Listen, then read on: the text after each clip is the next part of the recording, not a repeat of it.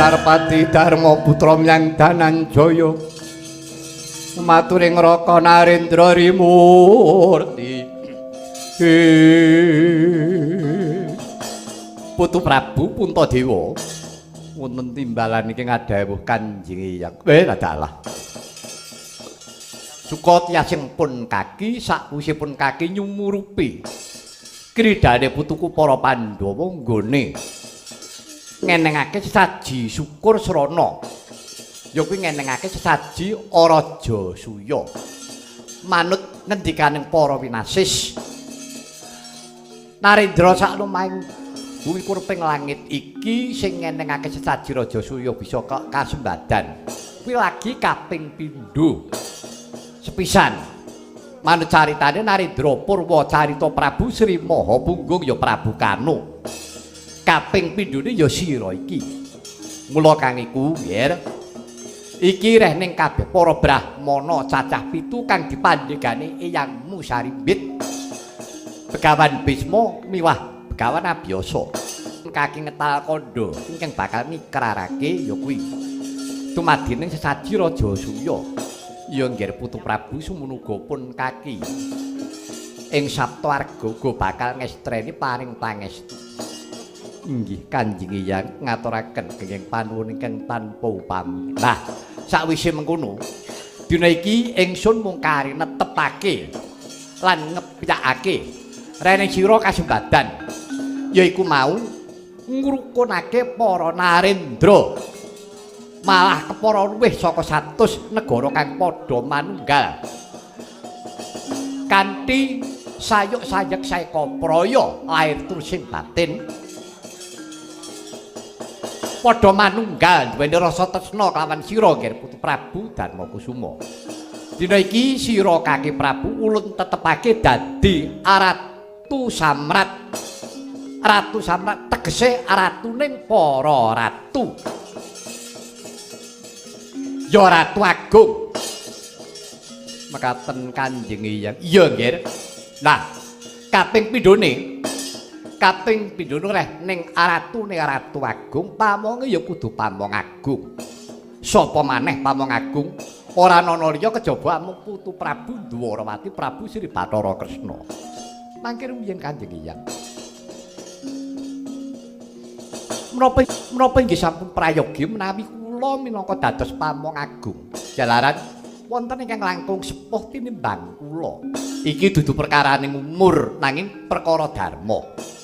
Sing bisa mandhegani kasembadan sedaya para Pandhawa mung jeneng sira Putu Prabu. Dadi apa-apa ya sira nggih Putu Prabu kang minangka dadi pamong agung.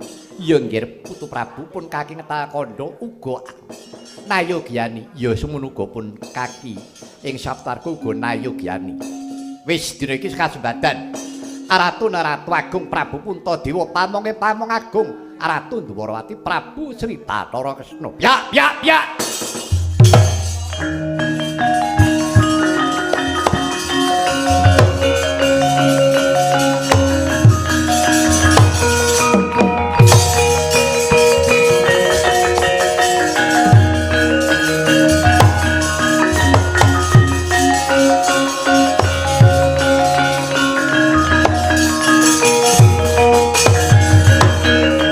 Parenga kula badhe semana matur dumateng para pelayagung ingkang kepareng lenggah.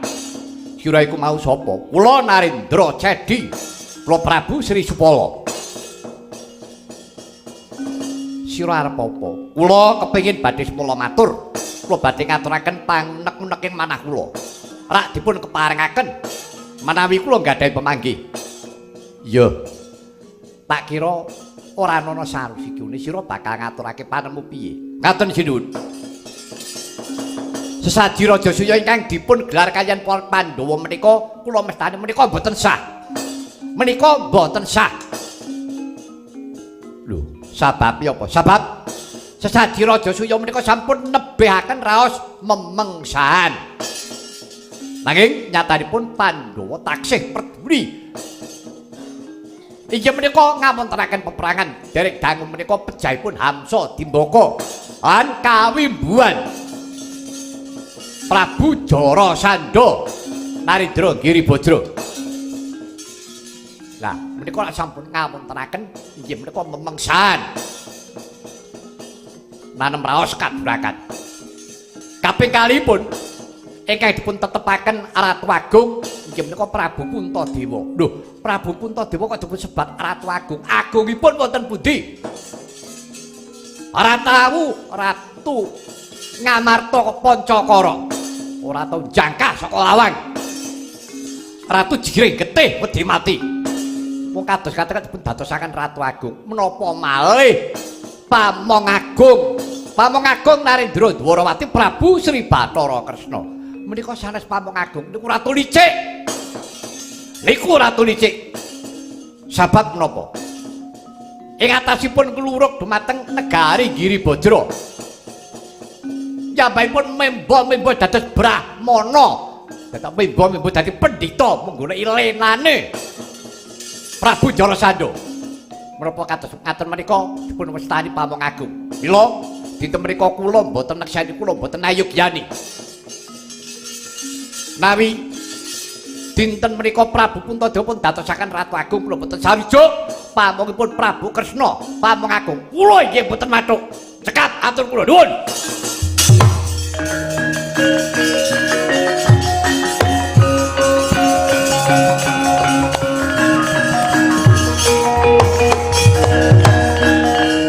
Kaki Prabu Kresna kula wonten timbalan keng adawu. Iki ana panemune mung ratu siji. Ratu Cedi Prabu Supala. Moko kabeh para raja Narpati semene akehe padha nyarujuki padha mantuk-mantuk. Sing mani derajak-derajak ya mung siji Supala iki karepmu kepiye? Inggih, mboten dados menapa. Menika naminipun pemanggih. Coba Supala, ayo metu sedhela.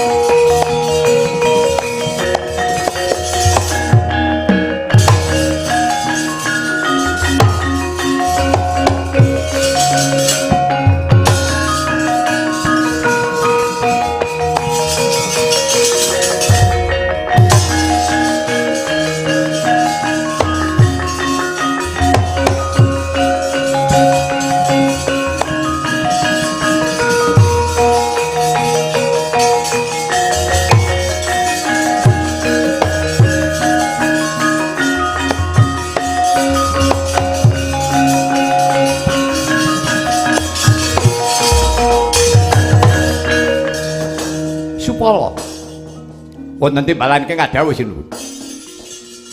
Kowe rak yo isih eling to. Aku iki kepernah apa nek karo kowe?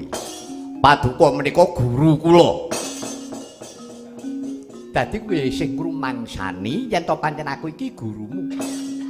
Iya. Paduka menika guru kula. Apa ya kaya mengkono kuwi cak-cakane siswa menyang gurune. Mongko iki ning parpatan agung kowe ngucap kaya mengkono kuwi mbok pikir kanthi mending mbok pitung kanthi ganep. Supala. Getun kedhuwung rasane atiku. Anggonku nampa kowe minangka dadi siswaku. Mbok yo kowe iki eling Supala. Kowe iki rikala dilairake saka nggawa garba bayimu kowe biyen kowe kuwi cacat. Tanganmu kuwi papat, mripatmu kuwi telu, sing siji ana bathuk. Nganti wong atuwamu Prabu Supalakni kuwi gila nyawang wujudmu. Nganti kowe dipasrahake karo panjenenganing sun. Lah, rikala semono kowe dak rupa tak sesuwunake ana ngersaning Gusti kepareng. Tanganmu sing loro gregeli ilang, mripatmu kang ana bathuk ya bisa ilang. Malah kowe disuwitake karo aku minangka dadi siswaku. Bapakmu wis pasrah karo aku pejah gesangipun Supala kula semanggaaken sinuwun Dwaramati. Nggonku mangsuli piye karo bapakmu? Inggih sinuwun. Sinasa paduka pasrah kaliyan kula pejah gesangipun Supala. Menawi Supala menika dereng damel gelaning manah kula ambal kaping 100. Kula mboten badhe tumindak. Rikala semono ngono. Anggonku mangsuli kelawan ucape bapakmu. Ning dina iki kowe wis wani clandhakan. Kowe wani woh-woh ana ngersaning para raja Narpati. Kowe wani karo gurumu gawe tatu ning atiku. Etungen para raja Narpati sing padha nekseni kae wong pirang atus. Luwih saka 100. Mula tanpa guna Supala nggonku paring pitungkas ngelmu karo kowe. Rikala semana jebul piwales ming kaya mengkono. Ya. Aku ya banget kang kaya mengkono. Malah dina iki nyoh kowe tak paringi ganjaran. Ganjaranku kang mungkasan tak paringake karo kowe tanpa ana Supala.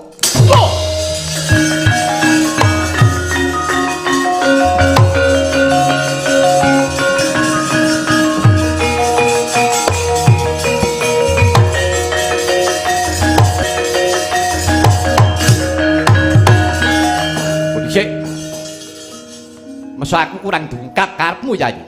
Wis pundi kok Prabu? Kira Supala ta inggih. Muridmu ta inggih. Lah saiki pun Kakang takon. Lah kok nganti ene guru kejem karo murite. Muridmu mbok pateni ngono terus karepmu ki kepiye?